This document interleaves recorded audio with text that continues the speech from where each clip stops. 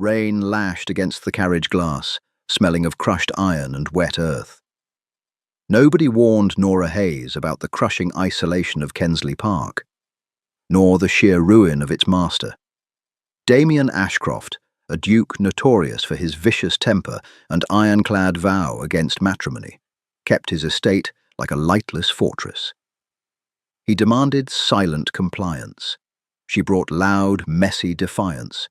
In a house suffocating under grief, a simple governess dared to look a volatile lord in the eye, stripping away his defences until nothing remained but ruinous, undeniable want. Gravel crunched under the heavy iron-rimmed wheels, the sound abrasive against the heavy quiet of the moor. Nora's fingers were numb. She rubbed them together, the coarse friction of her damp wool gloves offering no real warmth. The carriage smelled of wet horsehair and stale straw. Her trunk, sitting opposite her, was held together by a fraying leather strap that seemed to mock her own tenuous grip on respectability. Kensley Park did not emerge from the fog. It loomed. A sprawling mass of darkened limestone and narrow windows. It looked less like a home, and more like a mausoleum waiting for its next occupant. Nora swallowed the sour taste of anxiety at the back of her throat. She was 24, entirely alone, and acutely aware that she had 3 shillings to her name. This position was not an opportunity. It was a lifeline. The front door groaned inward before she even reached the top of the stone steps. A severe-looking butler with hollow cheeks and a coat that smelled faintly of mothballs looked down at her. "Miss Hayes." It wasn't a greeting. It was an inventory. "Yes," she said, her voice raspy from the cold. She didn't wait for an invitation, pushing past him into the cavernous entrance hall. The air inside was 10 degrees colder than the damp autumn evening outside. It smelled of beeswax, cold ash, and an underlying pervasive scent of neglect. "His Grace is in his study," the butler muttered, closing the door with a booming thud that echoed into the vaulted ceilings. "He expects you immediately." "Before I remove my coat?" Nora asked. "Immediately, Miss Hayes." She followed him down a long corridor. The runner beneath her muddy boots was a faded, threadbare crimson. She could hear the faint, erratic ticking of a grandfather clock somewhere in the shadows. When the butler opened the heavy oak door to the study, a waft of stale cigar smoke and spilled whiskey rolled out to greet her. Damien Ashcroft, the Duke of Kensley, did not look up. He was seated behind a massive mahogany desk, cluttered with disorganized ledgers and half-empty inkwells. He wasn't the brooding, tragic figure of penny dreadfuls. He looked exhausted. His dark hair was carelessly pushed back, his cravat untied and hanging loosely around a collar that had seen better days. The scraping of his quill against the parchment was manic, punishing. Nora stood there, dripping. A drop of muddy water slid from the brim of her bonnet, landing with a soft splat on the polished floorboards. Damien stopped writing. He stared at the drop of water. Then, slowly, his gaze dragged up her wet skirt, past the fraying hem of her sensible coat, lingering on her blue, shivering lips, before finally meeting her eyes. His own were a pale, washed-out grey, like dirty ice. "You're late," he said. His voice was a low rasp, rough like sandpaper against wood. "The bridge at Oakhaven was washed out, Your Grace," Nora replied, keeping her chin level. She tasted the metallic tang of blood. She had been biting her lip. "We had to take the northern road. I do not care about the route. I care about punctuality." He dropped the quill. It left a dark splatter of ink on the ledger. "You are the 4th governess this year. The last one left crying because my son put a toad in her tea. The one before her could not handle the isolation. Why should I believe you will last the month?" Nora felt the damp seep through her stockings. Her toes were completely numb. A spike of pure, unadulterated irritation pierced her exhaustion. "Perhaps," Nora said, her voice devoid of the deferential tremble he was clearly waiting for. "Because I have lived through worse than a toad in my tea, Your Grace. And as for the isolation, I find I prefer the company of children to the company of most adults." Damien narrowed his eyes. A muscle in his jaw jumped. He leaned back in his leather chair, the old wood groaning in protest. He studied her, really studied her, the sharp angle of her jaw, the defensive crossing of her arms, the total lack of awe in her expression. "They are feral," he said bluntly. "Leo is angry. Charlotte doesn't speak. They are kept to the West Wing. You will keep them there. You will take your meals in the nursery. You will not bother me with petty grievances, requests for new toys, or emotional coddling. Do we understand each other?" Nora looked around the room.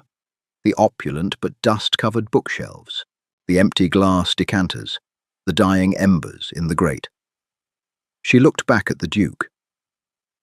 "I understand that you wish them to be invisible," she said quietly. "I will manage their education, but I am a governess, not a jailer." Silence stretched, thick and suffocating. The ticking clock in the hall seemed to grow louder. Damien's hands gripped the armrests of his chair. No one spoke to him like that. His staff cowered. His peers avoided him. This drenched, shivering woman in a cheap coat was looking at him as if he were a particularly stubborn stain on a rug. "Go to the nursery, Miss Hayes," he whispered dangerously, "before I put you back out in the rain." Nora offered a stiff, barely there curtsy. "Good evening, Your Grace." She turned on her heel and walked out. She didn't look back.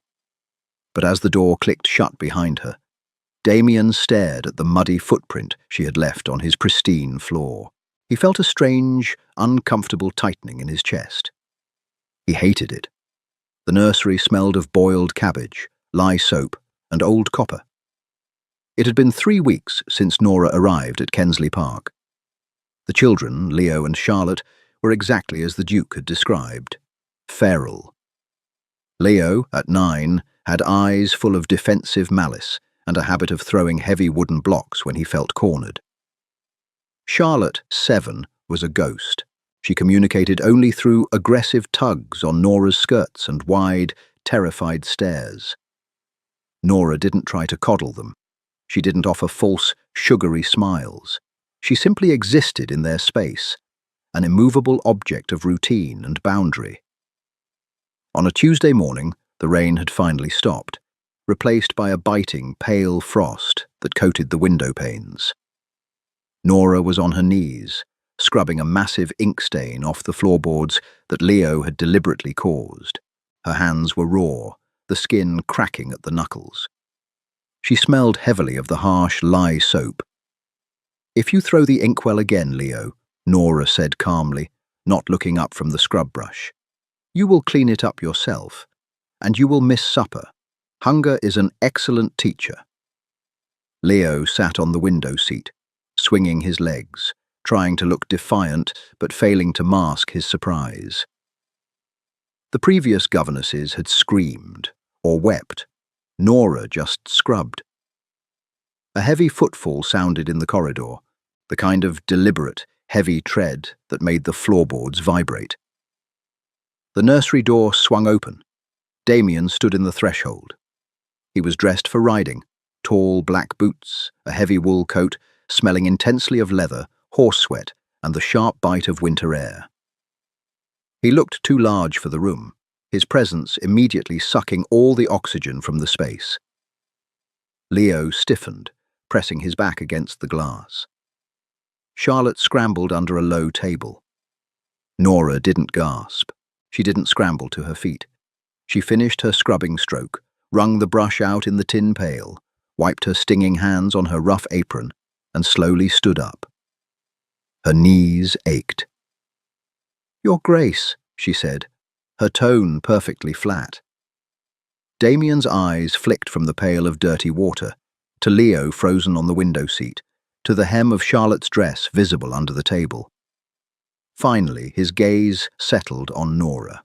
He took in her dishevelled hair, the smudge of dirt on her cheek, the red, cracked skin of her hands.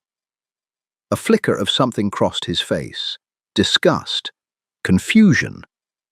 "Why is there a racket coming from this wing?" he demanded. "We are moving the heavy armoire," Nora said, gesturing to the massive piece of mahogany furniture sitting askew in the corner. "It blocks the morning light. The children need sunlight to read by. You drag that across the floor yourself." "The footmen are apparently forbidden from entering the west wing," Nora replied, a sharp edge entering her voice. "By your orders, I believe. So yes, I dragged it." Damien stepped into the room. He walked over to the armoire. He placed one large gloved hand against the side and shoved. It slid a further 2 feet across the floor with a terrible screech. "There," he snapped. "Now keep them quiet. I am trying to review the estate ledgers in the library below." The scraping sounded like a slaughterhouse. He turned to leave. "Your Grace," Nora said. He paused, glancing over his shoulder. "Leo has memorized his multiplication tables through 12, she said, her voice steady, despite the wild hammering of her heart. "And Charlotte drew a picture of a horse this morning, a very good one."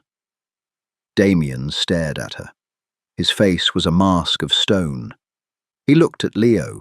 Leo stared back, his small chest heaving, waiting for a word. Any word. A crumb. Damien looked back to Nora. "I do not pay you for progress reports, Miss Hayes. I pay you for silence." He walked out, slamming the door. Nora closed her eyes. She let out a long, shaky breath. The anger in her chest was hot and dense, a physical weight. She looked over at Leo. The boy's shoulders had slumped. The defiance was gone, replaced by a hollow, familiar devastation. "Right," Nora said briskly, clapping her raw hands together. The sound was loud in the quiet room. "Mathematics, get your slates. If your father doesn't care to hear your tables, you will recite them to me, and you will be brilliant at them." That night, after the children were asleep, Nora sat by the tiny, miserable fire in her adjoining room. She was mending a tear in her only good wool skirt. Her fingers were cramped. She thought of the Duke. She thought of his broad shoulders under the riding coat, the dark circles under his cold eyes, the sheer, obstinate cruelty of his neglect. He was a broken man. She had seen broken men before. Her father had been one, drinking himself into the grave after her mother died. But her father's grief had been sloppy and loud. Damien Ashcroft's grief was a weapon. He wielded it to keep everyone at a distance. She pulled the needle through the heavy fabric, biting off the thread with a sharp snap of her teeth. He thought she would quit. He thought she would break under the cold and the silence. "Watch me," she thought, tossing the skirt onto the bed. "Just watch me." The storm hit Kensley Park 2 nights later. It wasn't a gentle autumn rain, but a violent, thrashing gale that rattled the ancient window frames and sent drafts howling down the chimneys. Nora couldn't sleep. The cold had settled deep into her bones, and her mind was racing. She needed the second volume of A History of the Roman Republic to prepare for Leo's lessons the next day. The nursery shelves were barren. She knew where the book was. She had seen it in the main library on the ground floor. The library she was technically forbidden to enter outside of sanctioned hours. She didn't care. Wrapping a heavy, faded shawl over her simple cotton nightdress, she picked up her candlestick. The floorboards were freezing against her bare feet. The house was entirely pitch black, save for the pathetic halo of yellow light she carried. She crept down the grand staircase, flinching at every creak. The air grew colder as she descended, smelling heavily of damp stone and lingering wood smoke. The library doors were closed. She pushed one open. Its hinges groaned in protest. The room was vast, lined floor to ceiling with thousands of volumes. It smelled intoxicatingly of dry paper, aged leather, and something richer, sandalwood and expensive whiskey. Nora moved toward the history section. her candle casting long, dancing shadows against the spines of the books. She found the Roman history shelf. She stood on her tiptoes, reaching for the heavy leather-bound volume.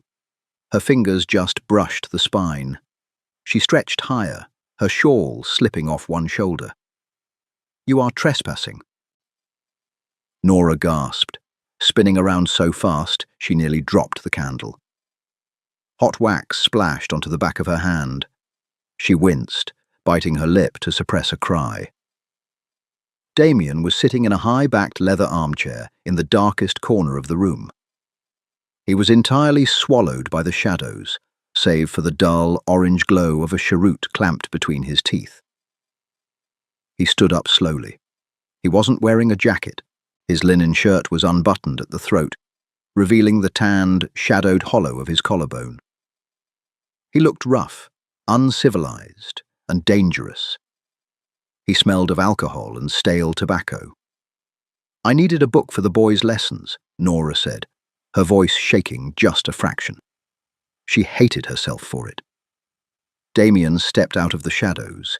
He moved silently for a large man. He stopped just a foot away from her. The proximity was jarring. She had to tilt her head up to look at him. She could see the dark stubble on his jaw, the heavy exhaustion weighing down his eyelids. "I gave you explicit instructions regarding your boundaries within this house," he murmured, his voice a low rumble that competed with the thunder outside. "The nursery lacks adequate materials," Nora shot back, recovering her footing. She didn't step away. "Unless you want your heir educated purely on fairy tales and dust, I require access to this room." "My heir," he repeated softly, mockingly. He looked down at her. His gaze drifted from her flushed cheeks to the exposed skin of her shoulder where the shawl had slipped, to the thin cotton of her nightdress. He didn't look away quickly. He let his eyes linger, an insolent, deliberate visual sweep. Nora felt a sudden heavy heat flood her chest. It wasn't embarrassment. It was something much sharper. She pulled the shawl tightly around herself. "Are you attempting to intimidate me, Your Grace?" she asked, her voice dropping to a harsh whisper. "Because it will not work. I am not one of your terrified maids." "No," Damien said, stepping closer. The scent of whiskey and cedar enveloped her. "You are not. You are a nuisance. You are loud. You disrupt the quiet." "The quiet is killing your children," she said, the words slipping out before she could stop them. "And it is killing you." Damien's eyes flared. In a flash, his hand shot out. He didn't grab her, but he planted his palm flat against the bookshelf, directly beside her head, trapping her. The candle flickered violently in the draft of his movement. "Do not," he breathed, his face inches from hers, "presume to know anything about me, or what is killing me, Miss Hayes." Nora's breath caught. She could feel the heat radiating off his body. She could see the tiny flecks of silver in his grey eyes, the rapid pulse beating at the base of his throat. He was furious, but beneath the fury, she felt the raw, jagged edge of a man holding himself together by a single, fraying thread. She didn't cower. She looked right into those storm-coloured eyes. "Then prove me wrong," she whispered back. "Stop hiding in the dark. Stop punishing a 9-year-old boy for existing. Stop pretending you are a monster when you are simply a coward." The silence that followed was deafening, broken only by the violent crash of thunder outside. Damien stared at her. His chest rose and fell heavily. His jaw clenched so tight she thought his teeth might crack. She waited for him to shout, to fire her, to throw her out into the storm. Instead, his gaze dropped to her mouth. The tension in the air snapped, changing instantly from pure hostility to a dense, suffocating physical awareness. Nora's heart hammered against her ribs like a trapped bird. She felt a magnetic, horrifying pull toward him. He leaned in, just a fraction of an inch. His breath brushed her cheek. Then, abruptly, he pulled away. He turned his back on her, running a hand aggressively through his hair. "Take the damn book," he rasped, his voice sounding completely wrecked, "and get out." Nora's hands were shaking so badly she could barely pull the heavy volume from the shelf. She clutched it to her chest, her candle trembling. She walked backward toward the door, unable to take her eyes off his rigid, broad back. When she finally slipped out into the freezing hallway, closing the heavy doors behind her, she leaned against the cold stone wall and closed her eyes. She had pushed him. She had seen the crack in the armor, and God help her, she wanted to break the whole thing wide open. Morning broke over Kensley Park with a brutal, blinding clarity. The storm had stripped the last of the dead leaves from the oaks, leaving the branches looking like black, skeletal fingers against a painfully blue sky. Nora woke with a stiff neck and the distinct, lingering memory of sandalwood and whiskey. She dressed quickly, her fingers fumbling with the tiny, cold bone buttons of her collar. Her reflection in the warped washstand mirror looked pale and bruised around the eyes. She splashed freezing water on her face. The shock of it grounded her. She was a governess, heavily reliant on her wages, and she had practically dared a duke to kiss her, or strike her. She still wasn't entirely sure which outcome she had been anticipating. When she reached the nursery, the smell of burnt porridge hung heavy in the air. A sulking kitchen maid had left a tray on the scarred table. Leo was poking the grey lump with a spoon, his expression thunderous. Charlotte sat in the corner, rhythmically peeling a piece of loose wallpaper. "Leave the wallpaper, Charlotte," Nora said, her voice raspy. She dragged a chair to the table. "And Leo, eat it, or be hungry. I will not negotiate with breakfast." "It tastes like soot," the boy muttered. "Then pretend you are a chimney sweep surviving a harsh winter," Nora replied dryly, slicing a piece of stale bread and handing it to him. "Imagination makes a terrible meal palatable." He glared at her, but took the bread. "Get your coats," Nora ordered, abandoning her own bowl of porridge. "We are going outside." Leo stopped chewing. "We aren't allowed. The west courtyard is locked." "Then we will go to the stables," she said, wrapping her heavy shawl tightly around her shoulders. "I am tired of looking at these four walls, and you both look like ghosts. Move."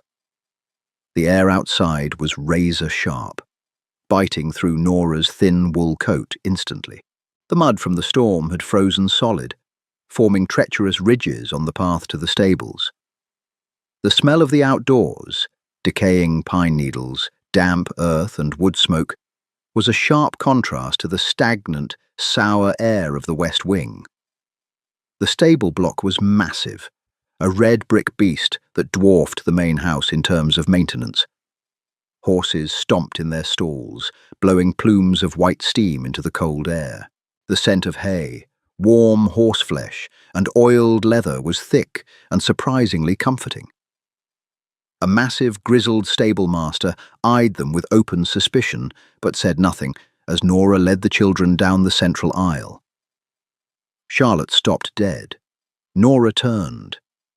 The little girl was staring into a loose box at a massive, slate-grey hunter. The horse was a brute, with a thick neck and restless, rolling eyes. He snorted, a loud, explosive sound that made Leo take a quick step backward. Charlotte did not move. Slowly she reached her small bare hand through the iron bars. "Charlotte, no," Nora said, stepping forward quickly. "Leave her." The voice came from the shadows at the far end of the aisle. Damien walked forward, holding a dirty rag and smelling strongly of hoof oil and sweat. He wore no coat, just a rough linen shirt with the sleeves rolled up past his elbows, exposing forearms corded with muscle and smeared with grease. He looked exhausted, brutal, and completely in his element. Nora stopped. Her heart did a strange, uncomfortable stutter against her ribs. She forced herself to look at his face, not his arms. Damien watched his daughter. The massive grey horse lowered its heavy head. The beast sniffed Charlotte's tiny hand, its velvet muzzle brushing against her knuckles. The horse exhaled a warm breath, fluttering the lace at her cuff. Charlotte's face, usually locked in a rigid mask of terror, softened. A tiny, miraculous huff of a laugh escaped her lips. Damien flinched. The reaction was microscopic, a slight tightening of his jaw, a rapid blink. But Nora saw it. It was the look of a man touching a hot stove. "He is ill-tempered," Damien said, his voice rougher than usual. He stepped closer, putting himself between the horse and the girl, though he didn't pull her hand away. "He threw his rider 2 days ago. He doesn't like sudden movements." "She isn't moving," Nora pointed out quietly. Damien finally looked at her. In the stark morning light, the lines around his eyes were carved deep. There was no trace of the volatile intimacy of the library. He looked guarded, hostile. "What are they doing out of the nursery?" he demanded. "Breathing," Nora said. She crossed her arms, ignoring the biting cold. "They require fresh air, like the horses." "I told you to keep them out of the way." "Out of your way, Your Grace," Nora corrected smoothly. "We are in the stables. Unless you intend to sleep in the hayloft, we are hardly intruding." Leo gave a sharp, quickly stifled gasp. He looked terrified. Governesses did not speak to his father like that. Governesses apologized and scurried away. Damien threw the greasy rag onto a nearby barrel. The heavy thwack made the grey horse toss its head. "You push too hard, Miss Hayes." "And you don't push at all," she replied, refusing to break eye contact. "You just let things rot." She saw the anger flare in his chest, a sudden ragged intake of breath. He stepped toward her, the smell of sweat and leather rolling off him. For a second, she thought he might grab her shoulders, shake her until her teeth rattled. Instead, a frantic voice echoed from the stable courtyard. "Your Grace! Your Grace!" The hollow-cheeked butler, looking completely out of breath, appeared at the stable entrance. He looked horrified to be standing in the muck. "What is it, Bates?" Damien snapped, his eyes never leaving Nora's face. "A carriage, Your Grace. It's Lord Westfall. He has arrived unannounced. He is demanding tea." Damien closed his eyes. A long, profound exhale leaked past his lips. When he opened his eyes again, the anger had been replaced by a crushing, leaden exhaustion. The Duke of Kensley was back in his cage. "Lock the children back in the West Wing, Miss Hayes," he said, his tone dead, hollowed out. He turned and walked out into the freezing mud. Lord Westfall smelled of cloying lavender water, expensive gin, and entitlement. He was a plump man in his 50s, wearing a waistcoat that strained against his stomach. He stood in the main drawing room, a room that had hastily been stripped of its Holland covers, revealing faded damask and a layer of dust that hung in the shafts of sunlight. Nora wasn't supposed to be there. She had been tasked with retrieving a book for Leo, but Bates had cornered her in the hall, thrusting a heavy silver tea tray into her hands with a panicked, "The housemaids are entirely unpresentable, Miss Hayes. Please just set it down and leave." She pushed through the double doors, the heavy silver tray bruising her hip. "Simply cannot go on like this, Damien," Westfall was saying, his voice a nasal drone. "The estate is becoming a laughingstock. You haven't attended the House of Lords in 3 years. Your fields look like bogs, and the rumours about your disposition are reaching London."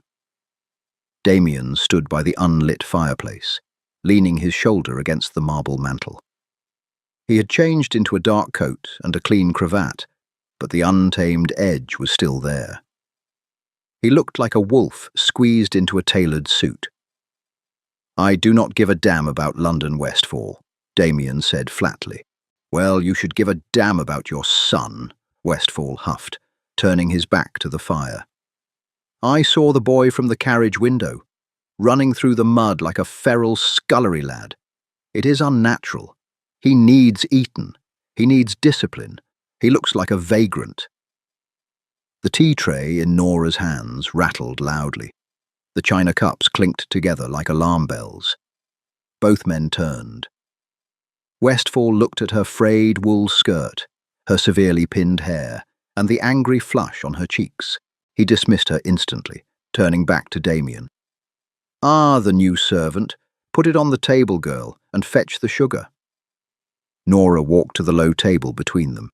She set the tray down. It hit the mahogany with a heavy, deliberate thud. "I am the governess, my lord," Nora said, straightening up. Her voice was ice. "And Lord Leo does not look like a vagrant. He looks like a child who has been locked indoors for 3 months and finally saw the sun. As for discipline, he has memorized his Latin declensions perfectly." Westfall's face turned an ugly, mottled red.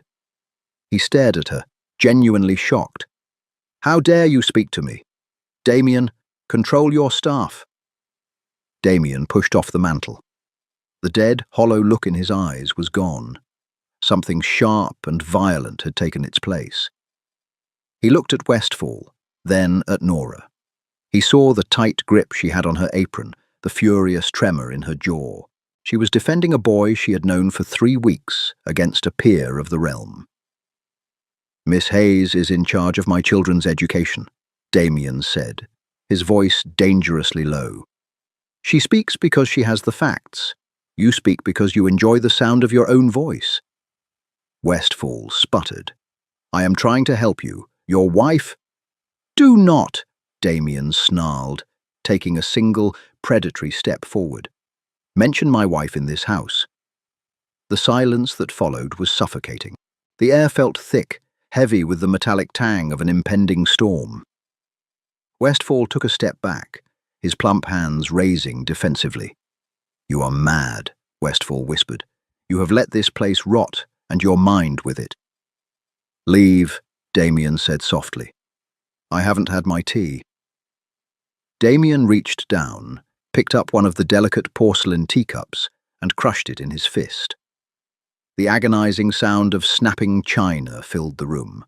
A single drop of blood welled up between his knuckles, bright and stark against his pale skin, dripping onto the faded Persian rug.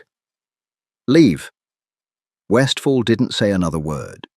He scrambled past Nora, practically running for the double doors, his boots skidding on the dusty floorboards. The heavy doors slammed behind him. Nora stood perfectly still. The room was terribly quiet, save for the ragged sound of Damien's breathing. He stood over the tea tray, staring blankly at his bleeding hand. Without thinking, Nora stepped forward. She didn't ask permission. She took her clean linen handkerchief from her pocket, reached out and caught his hand. His skin was freezing. He flinched violently when her fingers touched his, but she held on tight.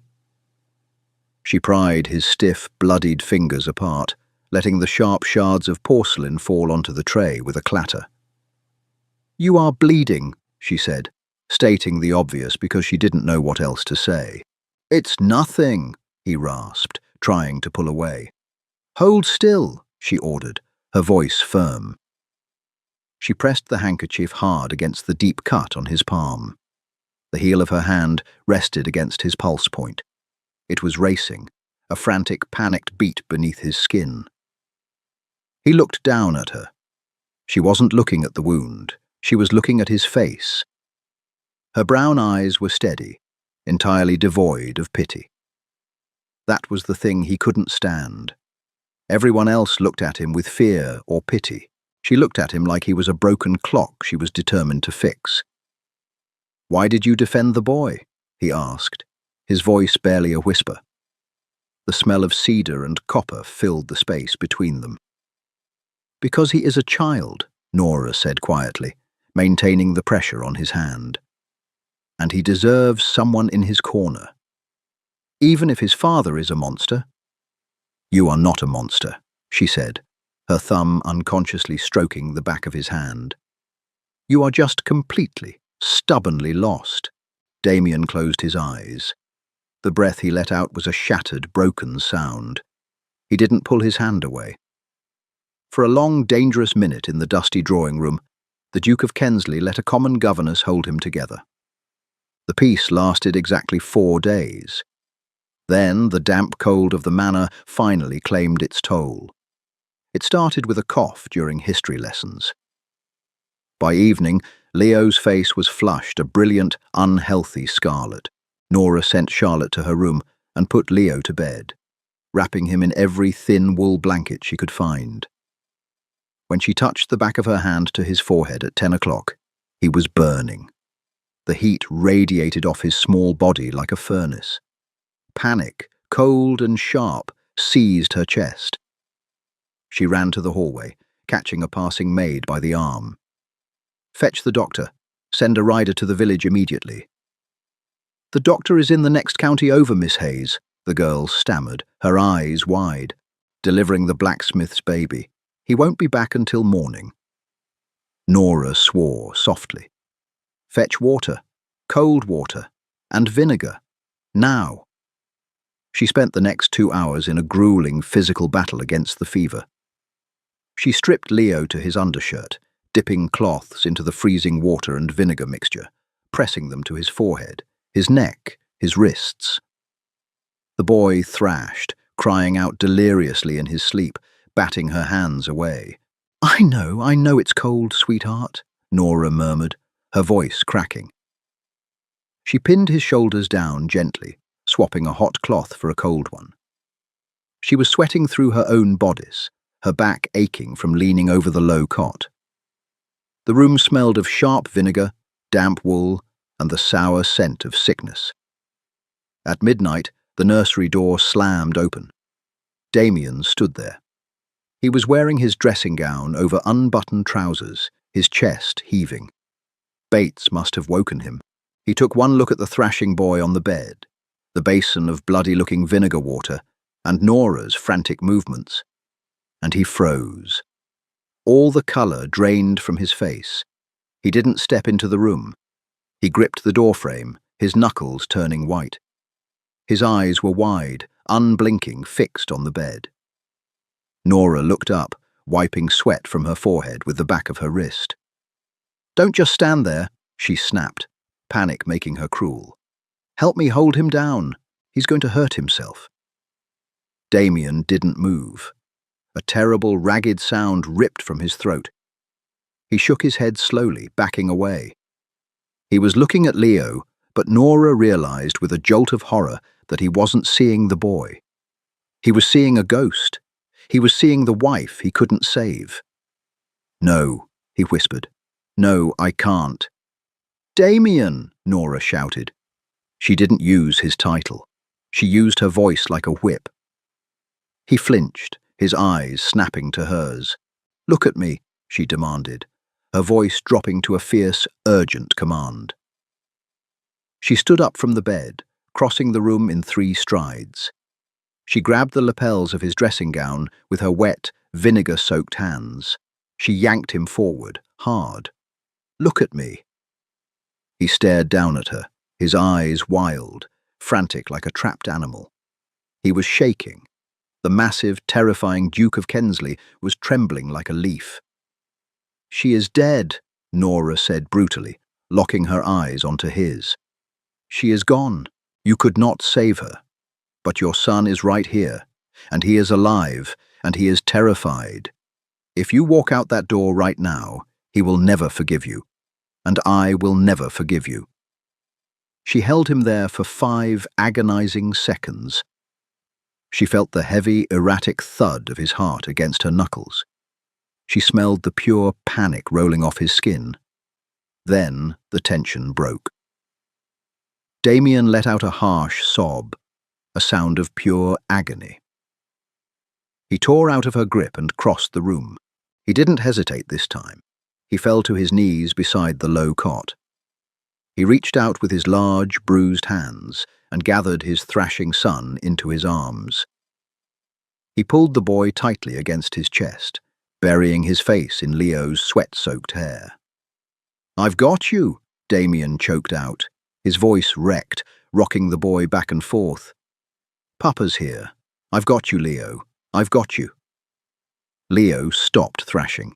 The sheer weight and warmth of his father seemed to shock the delirium out of him for a moment. He sagged against Damien's chest, a tiny, whimpering sound escaping his throat. Nora stepped back into the shadows near the washstand. Her knees felt weak. She gripped the edge of the porcelain basin, her chest heaving as she fought back her own tears. They stayed like that for hours. Damien sat on the floor, holding his son, murmuring nonsensical promises into the dark room. Nora moved quietly around them, bringing fresh, cool cloths, forcing drops of water past Leo's cracked lips. They worked in complete, synchronized silence. There was no duke, no governess, just two exhausted people fighting the dark. By 4 in the morning, the fever finally broke. Leo's skin cooled. His breathing slowed from a frantic rasp to a deep, even rhythm. He was fast asleep, his small hand securely gripping the fabric of Damien's shirt. Damien slumped back against the wall, his head resting against the plaster. He looked entirely hollowed out. His shirt was soaked with his son's sweat. Nora dragged a chair over and collapsed into it. Her arms felt like lead. She stared at the dying embers in the fireplace, too tired to even shiver in her damp clothes. "You called me Damien," he said quietly into the dark. Nora closed her eyes. "I apologize, Your Grace. I was panicked." "Don't!" The word was sharp.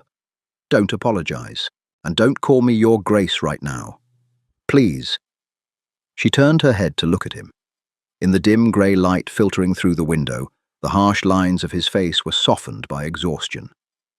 The cold, brutal mask was completely gone, leaving only a profoundly tired, lonely man. He looked back at her. His eyes dropped to her hands, resting limply in her lap, raw and reddened from the vinegar and the cold water. "Thank you," he whispered.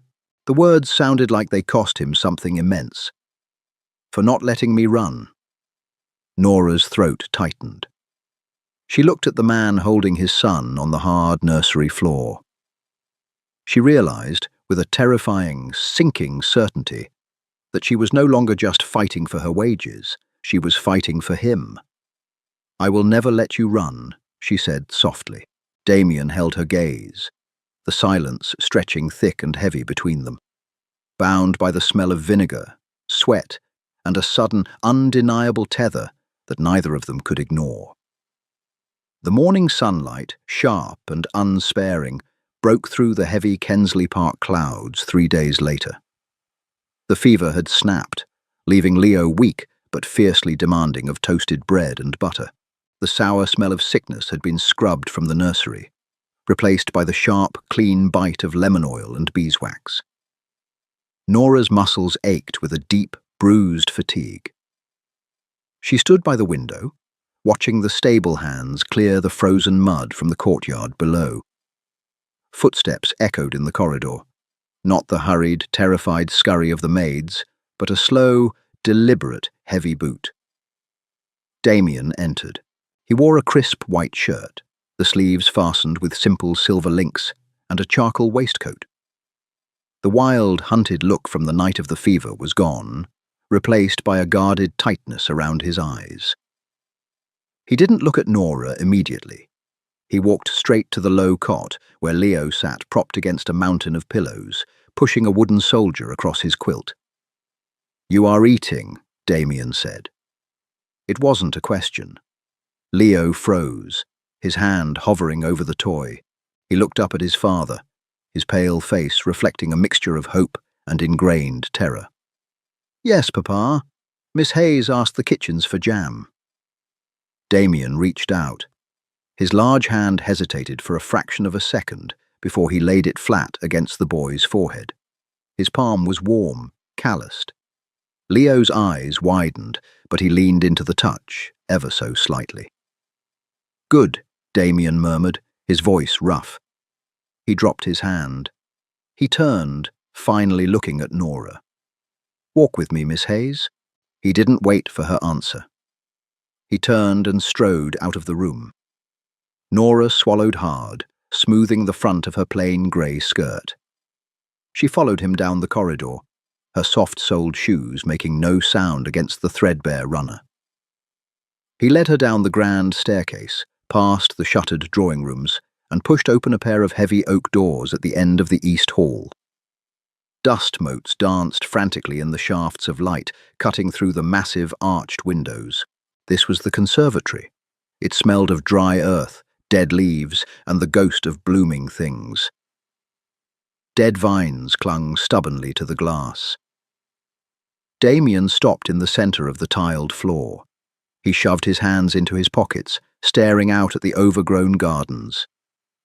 "I have sent for a tutor from Cambridge," he said abruptly. The words felt like a physical blow. Nora stopped 10 feet behind him. The air in her lungs vanished. A tutor. He was replacing her. After everything, he was retreating into his fortress and throwing her out. "I see," she managed to say. Her voice sounded thin, reedy. She hated it. "When shall I pack my trunk?" Damien spun around, his brow furrowing deeply. "Pack? What are you talking about?" "A tutor, Your Grace," Nora said, her chin lifting defensively. The metallic taste of adrenaline flooded her mouth. "Usually implies the dismissal of the governess." "For the boy," Damien snapped, taking a step toward her. "Leo needs Latin and mathematics beyond what a nursery can provide. He is going to need preparation for Eton. I am not sending you away." He stopped. He rubbed the back of his neck, a gesture of pure, uncomfortable frustration. "Charlotte needs you," he continued, his voice dropping in volume. "And Kensley Park needs you. The tutor will handle the boys' academics. You will remain in charge of their general welfare, if you are agreeable." Nora stared at him. The smell of dry earth suddenly felt less like a tomb, and more like soil waiting for rain. He was looking at her, really looking at her, his pale grey eyes stripped of their usual icy contempt. There was a vulnerability there that made her chest ache. "I will not be relegated to a silent nursemaid," she warned him, fighting the treacherous hope blooming in her ribs. "If I stay, I maintain authority over their schedules, and they are not to be locked in the West Wing any longer." A muscle jumped in his jaw. "The estate is large. They may use the South Gardens and the morning room. And the library." Damien exhaled heavily. "Fine, the library. Then I am agreeable." He stared at her mouth for a second too long. The memory of the library, the heat of his body, the smell of whiskey, the terrifying pull between them, flared in the dusty conservatory. Damien took a sharp breath and looked away, his jaw clenching tight. "Bates will double your wages," he muttered, turning back toward the doors. "Buy yourself a warmer coat. You shiver constantly, and it is entirely distracting." He walked out, leaving her standing among the dead vines, her heart hammering a frantic, violent rhythm against her ribs. 4 weeks passed. Winter sank its teeth into the moorlands, blanketing Kensley Park in 3 feet of brilliant, blinding snow. Inside, the estate was undergoing a painful, stuttering resurrection. Fires were lit in rooms that hadn't seen warmth in years. The heavy velvet drapes were pulled back. Bates no longer looked like a walking corpse. He barked orders at a newly hired staff of housemaids. Leo spent his mornings with Mr. Abernathy, a nervous young Cambridge scholar, and his afternoons following Damien around the stables like a shadow. Damien did not smile, he did not coddle the boy, but he answered his questions. It was a start. Charlotte, however, remained Nora's quiet triumph. The girl still didn't speak, but she no longer hid under tables. She sat in the library, sketching the heavy busts of Roman emperors. Nora found herself living in a state of exhausting, perpetual tension. Every time she was in a room with Damien, the air turned dense. They bickered over the menus, over the horses, over the tutor's methods. It was abrasive, It was constant, and it was deeply, violently intimate. They were circling each other, two feral creatures waiting to see who would bare their throat first. It happened on a Tuesday. The snow was falling heavily outside the library windows, muffling the world. Nora was perched on a leather footstool, trying to decipher a particularly dense volume of Greek mythology. The smell of burning cedar wood filled the room. The heavy oak door clicked open. Damien walked in. He wasn't wearing a coat, just a black waistcoat unbuttoned over a rumpled white shirt. He carried a half-empty glass of amber liquid. His eyes were dark, stormy, and focused entirely on her. Nora lowered the book. The hair on her arms stood up. Something was wrong.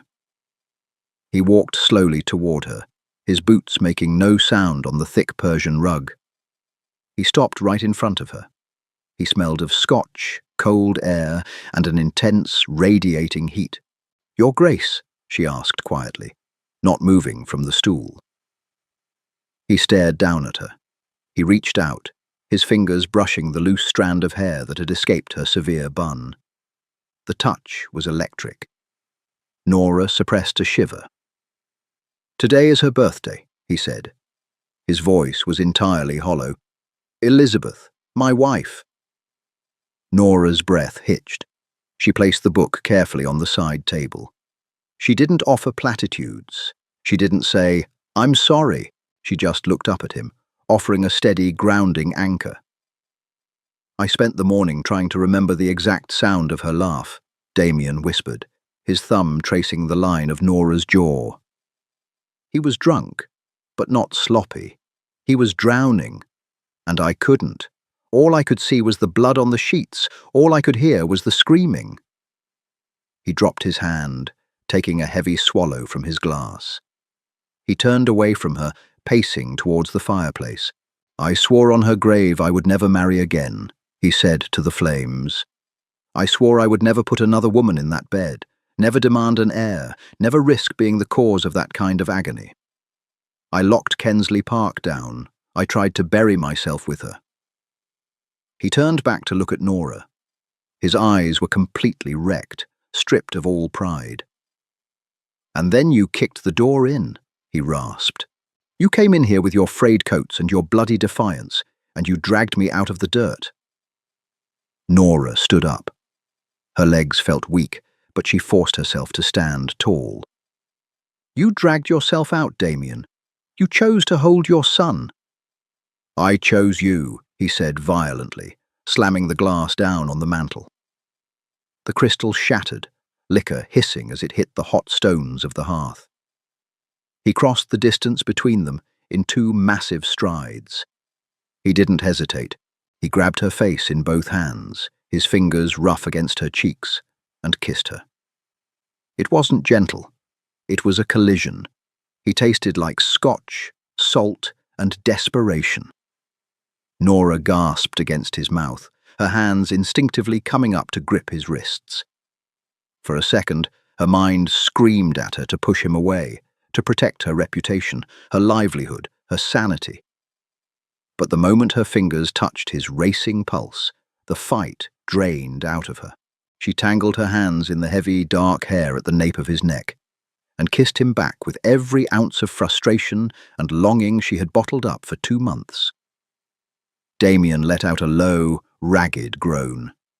His arms wrapped around her waist, hauling her hard against his chest. He was solid, heavy, and hot. He walked her backward until her spine hit the edge of the mahogany desk. Books spilled onto the floor with a heavy thud, but neither of them noticed. He kissed her jaw, the sensitive skin below her ear, his breath searing against her neck. "Nora," he breathed, his voice raw. "God, Nora." His hands mapped the curve of her waist, pulling her closer, erasing every inch of space between them. She felt the heavy, rigid proof of his desire pressing against her skirts. She arched into him, a soft, involuntary sound escaping her throat. He froze. The sound seemed to shatter the fever dream. Damien's hands tightened on her hips. Then, abruptly, he pushed himself away. He stumbled back a step, his chest heaving as if he had just run 10 miles. He looked at her bruised, swollen lips, her dishevelled hair, the flushed skin of her neck. Horror washed over his face. "No," he whispered, wiping a shaking hand across his mouth. "No, I can't." Nora gripped the edge of the desk, her knees trembling violently. The sudden absence of his heat felt like plunging into ice water. "Damien!" "I cannot marry you," he said. The words were a barricade, slamming down between them. His eyes were frantic. "I made a vow. I cannot do it again. The risk, the blood, I won't."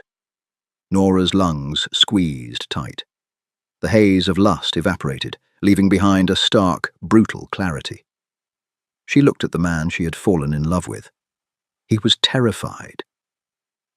"I didn't ask you to marry me," she said, her voice shaking but her chin rising. "But I want you," he ground out, pacing like a caged animal. "I want you in my bed. I want you here. I will provide for you. I will buy you a house in London or a cottage on the estate. You will never want for anything, but I cannot make you my duchess." Silence descended on the library, heavier than the snow falling outside. Nora felt a cold, hard knot form in her stomach. She looked at her frayed cuffs. She thought of her 3 shillings. She thought of the wealthy, powerful men who took governesses as mistresses and discarded them when they grew bored or pregnant. But mostly she thought of Damien's fear. He wasn't insulting her out of snobbery. He was trying to keep her at arm's length to protect her from his own perceived curse. He wanted her body, her fire, her comfort, but he refused to give her his name, because his name meant risk. "You want me to be your mistress," she stated flatly. Damien flinched at the ugly word. "I want to keep you safe." "By ruining me." A bitter, humorless laugh escaped her throat. "By making me a kept woman in the shadows while you play the tragic, solitary duke in the daylight." "Nora, please." "Do not say my name." She stepped away from the desk, straightening her spine until it hurt. She refused to cry. She would not give him tears. "I am poor, Your Grace. I am entirely alone in the world. But I am not a coward, and I am not a half-measure." She walked toward the door. "Where are you going?" Panic spiked in his voice. He took a step toward her. She turned her head, her eyes dark and completely dry. "I'm going to pack my trunk. You can send my remaining wages to the post office in the village. I will be gone before dinner." The trunk smelled of mothballs and damp canvas. Nora folded her 3 plain skirts, her heavy wool stockings, and the sensible, ugly coat that had not kept her warm on her journey here. Her hands were perfectly steady. It was her heart that was violently tearing itself to pieces inside her chest. She did not say goodbye to the children. It would only cause hysteria. She left a carefully worded letter for Leo, explaining that she was called away urgently and that she was fiercely proud of him. She left the drawing of the Roman horse on Charlotte's pillow. Bates stood in the entrance hall. The hollow-cheeked butler looked genuinely distressed. He held her pathetic trunk by the fraying leather strap. "The carriage is ready, Miss Hayes," he said, his voice surprisingly gentle. "Are you entirely certain? His Grace is... He is in the stables. He took the grey hunter out. He rode like the devil was behind him." "I am certain, Mr. Bates," Nora said, tying the ribbons of her bonnet beneath her chin. "Thank you for your kindness." She stepped out into the biting winter air. The snow had stopped, but the cold was vicious. She climbed into the hired carriage, pulling the thin lap blanket over her knees. The carriage lurched forward. The iron-rimmed wheels crunched loudly on the snow-packed gravel. Kensley Park began to recede through the frosted glass of the window. The massive limestone walls, the tall chimneys, the prison she had somehow turned into a home. Nora finally let the tears fall. They were hot and silent, tracking down her cheeks and freezing against her skin. She had demanded all or nothing. He had chosen nothing. The carriage passed through the towering iron gates of the estate, turning onto the open moorland road. The wind howled against the wooden sides of the coach. Suddenly, a sound cut through the wind. Thud, thud, thud. It was the heavy, frantic drumbeat of galloping hooves. It was moving too fast, completely reckless on the treacherous, icy road. The carriage driver shouted, pulling hard on the reins. The coach skidded, tilting dangerously before slamming to a halt. The horses whinnied in panic. Nora wiped her face, leaning toward the window. Through the frosty glass, she saw the massive slate-grey hunter block the road. The beast was lathered in sweat, steam pouring from its nostrils into the freezing air. Damien sat on its back. He wore no coat, no hat. His white shirt was plastered to his chest with sweat and melting snow. His dark hair was wild, his chest heaving as violently as the horse beneath him. He didn't speak to the driver. He slid off the horse, his boots hitting the snow with a heavy crunch. He walked straight to the carriage door and wrenched it open. The freezing wind tore into the small compartment, biting at Nora's face. Damien stood in the snow, looking up at her. He looked completely unhinged. The cold, impenetrable Duke was dead. In his place was a man stripped raw, panting, desperate, and entirely terrifying. "Get out!" he rasped, his breath pluming in the air. Nora gripped her reticule tight. Her heart was hammering against her ribs so hard it bruised. "Move your horse, Your Grace. I am leaving." "I will shoot the horse," he snarled, a wild, frantic light in his eyes. He gripped the edge of the doorframe, his knuckles white. "I will burn the carriage. I will tear up the road with my bare hands. You are not leaving." "You made your choice," she yelled back, her composure finally shattering. "You chose your ghosts. Let me go." Damien grabbed her gloved hand. He didn't pull her out gently. He hauled her down from the carriage. She stumbled into the snow, the cold biting through her boots instantly. Before she could find her balance, he dropped to his knees. Right there in the freezing mud and snow. The Duke of Kensley, a man who knelt to no one, sank into the slush at the feet of his children's governess. Nora froze, her breath hitching in her throat. The driver above them gasped audibly. Damien looked up at her, ignoring the snow soaking through his trousers. He gripped her hands so tightly it ached. His grey eyes were entirely bare, filled with a terror that had nothing to do with memories and everything to do with losing the woman standing in front of him. "I am a coward," he said, his voice cracking, loud enough for the wind to carry. "I have been a coward for 3 years. I thought if I never loved anything again, nothing could ever hurt me. But watching you drive away..." He squeezed her hands, pressing his face against her knuckles. "It is worse than the fear. It is worse than the dying. If you leave, there is nothing left but the grave." Nora stared down at him, her chest heaving, the tears returning hot and fast to her eyes. "Damien." He lifted his head, his eyes burning into hers. "I will not ask you to be my secret. I will not hide you in the shadows. I want you in the light. I want you at the head of my table. I want to argue with you about the horses for the next 50 years. He swallowed hard, his throat working. "Marry me," he pleaded, the words torn out of him, ragged and desperate. "Marry a broken man, Nora. Challenge me every single day.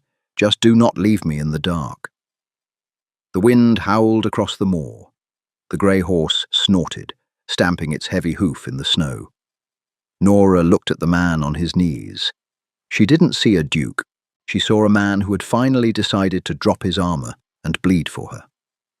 Slowly, her hands shaking, she pulled her fingers from his iron grip. Damien let out a harsh, defeated breath, dropping his head, bracing for the rejection. Instead, Nora reached out, burying her hands in his damp, freezing hair. She tugged hard, forcing him to look up at her. "If we do this," she whispered, her voice fierce and completely uncompromising, "you never run again. You face the ghosts with me." Damien let out a sound that was half sob, half laugh. He reached up, grabbing her waist, and buried his face in her stomach, holding on to her like she was the only solid thing left on earth. "I swear it," he mumbled into the rough wool of her coat. "I swear it." Nora closed her eyes, the cold wind whipping her hair around her face. She let her hands slide down to cradle his face, feeling the erratic, powerful beat of his pulse beneath her thumbs. She had come to Kensley Park with 3 shillings and a frayed trunk. She had found a monster, challenged a ghost, and somehow, in the freezing mud of the moors, won a duke. A ruined vow, a desperate chase in the snow, and a love forged not in perfection, but in raw, unapologetic defiance. Nora didn't just save Damien from his past. She forced him to live in the present. If this deeply human, gritty romance gripped your heart, show some love. Hit that like button right now. Share this video with someone who craves a real, messy love story. And make sure to subscribe to the channel for more storytelling. Before you go, drop a comment below. What was your favorite moment of tension between the Duke and the Governess?